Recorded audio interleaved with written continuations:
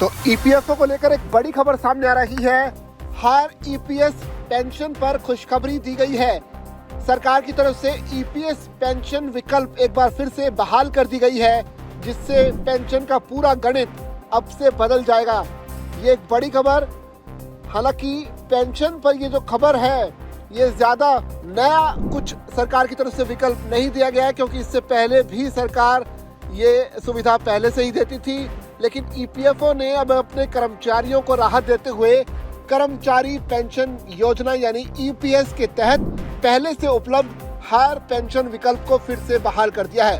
ये फैसला उन चुनिंदा कर्मचारियों के लिए राहत भरा है जिन्होंने सितंबर 2014 से पहले अपनी पूरी बेसिक सैलरी के आधार पर पेंशन योगदान का विकल्प चुना था।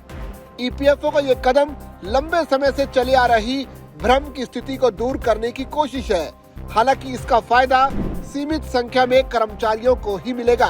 दरअसल सितंबर 2014 में सरकार ने पेंशन योग्य वेतन यानी कि बेसिक प्लस डीए की सीमा 15,000 रूपए प्रति माह तय कर दी थी। इसके साथ ही न्यूनतम मासिक पेंशन 1,000 रूपए निर्धारित की गई। इस सीमा के कारण अधिकतम ईपीएस पेंशन करीब 7,500 रूपए प्रति माह तक सीमित हो गई। इस फैसले से उन कर्मचारियों को नुकसान हुआ जिनकी बेसिक सैलरी 15,000 रूपए से ज्यादा थी, क्योंकि उनकी पेंशन की गणना वास्तविक वेतन के बजाय तय सीमा के आधार पर होने लगी। ताज़ा स्पष्टीकरण में सरकार ने सितंबर 2014 से पहले मौजूद उस प्रावधान को फिर से लागू किया है, जिसमें कर्मचारी अपनी वास्तविक बेसिक सैलरी और डीए के आधार पर पेंशन योगदान कर सकते थे। हालांकि ये कोई नया लाभ नहीं है, बल्कि पुरानी व्यवस्था की बहाली है। अब सवाल ये उठता है कि आखिर फायदा किसे मिलेगा।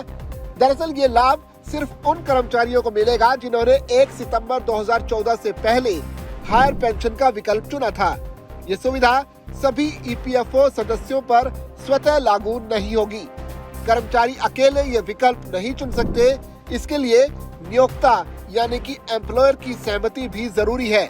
जिन कर्मचारियों ने 2014 से पहले हायर पेंशन विकल्प नहीं चुना था, उन्हें इसका फायदा नहीं मिलेगा। साथ ही निजी क्षेत्र के अधिकांश कर्मचारी, जहां पीएफ योगदान अभी भी 15,000 रूपए की सीमा पर आधारित है, उन्हें भी इसका फायदा नहीं मिलेगा। ईपीएफओ नियमों के मुताबिक कर्मचारी और नियोक्ता दोनों 12% basic salary plus DA PF में जमा करते हैं। नियोक्ता के योगदान का 8.33% या अधिकतम 1,250 रूपए ईपीएस फंड में जाता है, जिससे रिटायरमेंट के बाद मासिक पेंशन दी जाती है। अभी ईपीएस और ईपीएफ योगदान इसी तरह से तय किया जाता है।